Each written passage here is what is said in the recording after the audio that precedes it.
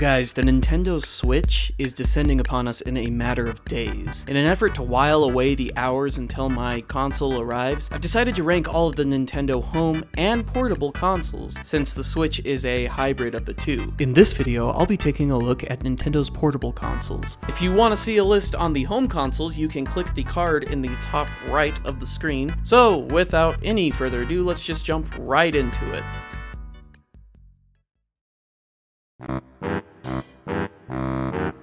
The story of the Virtual Boy is tragic enough to be considered almost Shakespearean. Thanks to the Nintendo 64's delay to a 1996 release, Nintendo found themselves fighting off two 32-bit consoles with their 16-bit SNES. In an attempt to maintain a market presence, Nintendo president Hiroshi Yamauchi pressured Gunpei Yokoi and the console's development team to push the console out for 1995. Unfortunately, this resulted in a console that was half-baked. The garish red and black graphics, coupled with the uncomfortable position the system had to be played in, led to headaches after only 20 minutes of play. It absolutely bombed commercially. And I gotta say, it's the only Nintendo console that I can bring myself to say is unequivocally bad. The Game Boy Color was released nearly a decade after the original Game Boy. Contrary to popular belief, it did more than just add color to Nintendo's handheld. It effectively quadrupled the Game Boy's memory and doubled the system's VRAM. Though the system made some much needed improvements to the original handheld, it was still missing a backlight, and in an era when home consoles were running on 32 and 64-bit architectures, the 8-bit graphics of the Game Boy Color were beginning to look dated. Still, titles such as The Legend of Zelda, Oracle of Ages, and Oracle of Seasons elevated the system and made a compelling case for upgrading.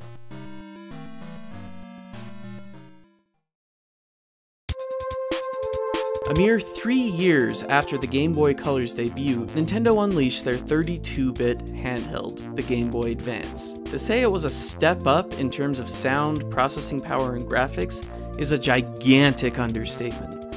I mean, just look at Golden Sun.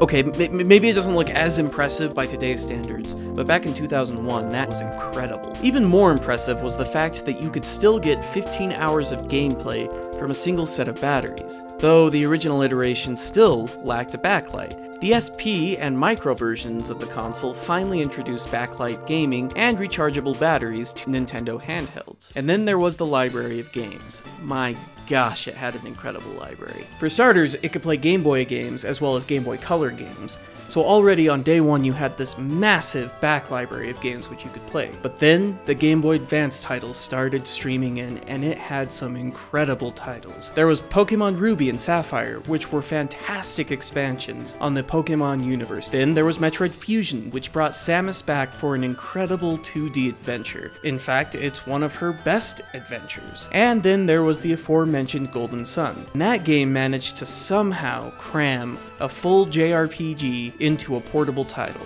That's no small feat. To put it simply, the Game Boy Advance was sprite-based gaming's last hurrah. Well, I mean, until, like, literally the last 5 years. Sprite-based gaming's made a huge comeback, which, believe me, I'm excited for.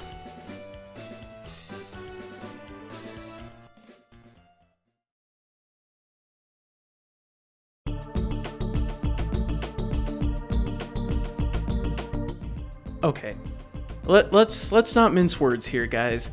The original DS looked horrendous and clunky. Still, there were a lot of firsts with the DS. It was Nintendo's first handheld to include Wi-Fi capability, a touchscreen, and microphone.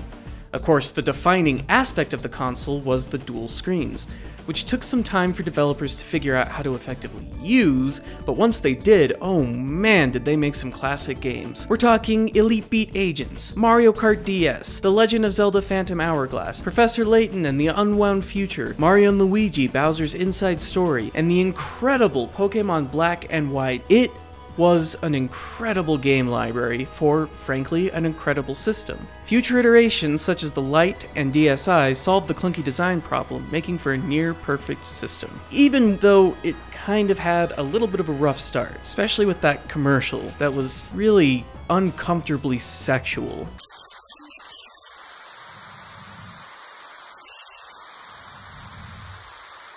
Ugh.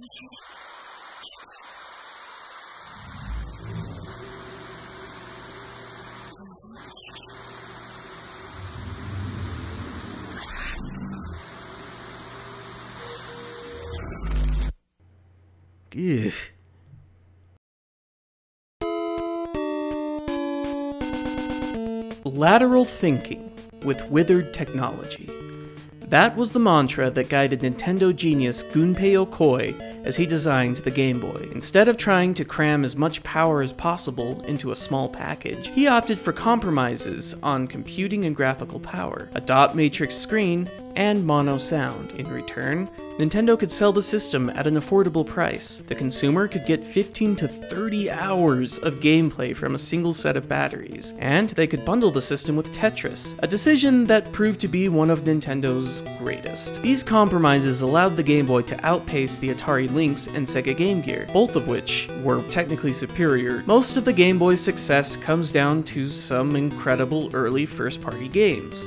Super Mario Land, a launch title, felt every bit as polished as any of the NES Mario games. The Legend of Zelda: Link's Awakening somehow managed to feel almost as epic as A Link to the Past. Not too shabby for a machine with puke green graphics that could only be seen in the most opportune of lighting situations. Oh man, this is nuts, guys. If you had told me 6 years ago that the Nintendo 3DS would become my pick for Nintendo's greatest handheld console, I would have laughed. In your face. Like, I'm talking a full-bellied, sincere laugh. I would have made you feel so foolish. The system launched with a hefty price tag, $250 in the United States, a very paltry offering of games. The flagship first-party launch title was Pilot Wings Resort, and there was little promise of third-party support.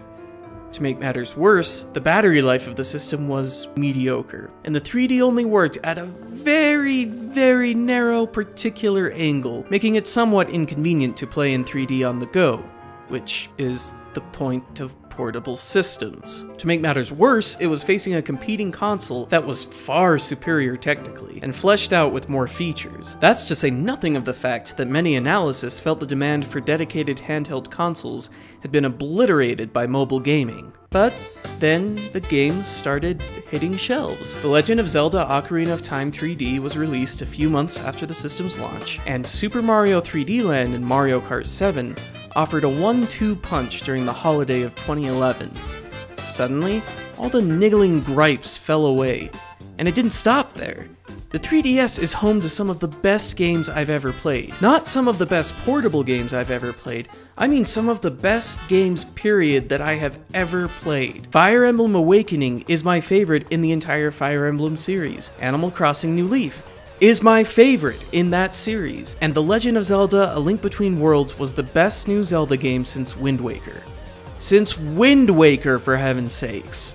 On top of the library of incredible 3DS games, the console can also play NES, SNES, and Game Boy classics. Also Game Boy Advance games if you're an ambassador. While I've never really seen the draw of the Virtual Console on the Wii or the Wii U, because there are other ways to play classic games, emulators, I do enjoy playing classics on the go with a Nintendo controller, hence the reason I love me some Castlevania 4 on my 3DS. As if all of that weren't enough, Nintendo also released the new 3DS and new 3DS XL. These improved the 3DS processing power, added the control stick and 2 additional buttons, as well as super stable 3D. These additions have made an already incredible library of games even more enjoyable to play.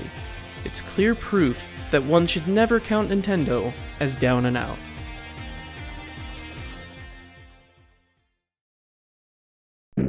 Okay guys, that's my list. What did you think? If you found this video mildly entertaining, hit that like button, it helps me out a lot. And if you can stomach the sound of my voice, you should subscribe, because I talk about all kinds of stuff. Most of it's related to the 90s, but some of it's, you know, current events and how it relates to those of us that grew up in the 90s.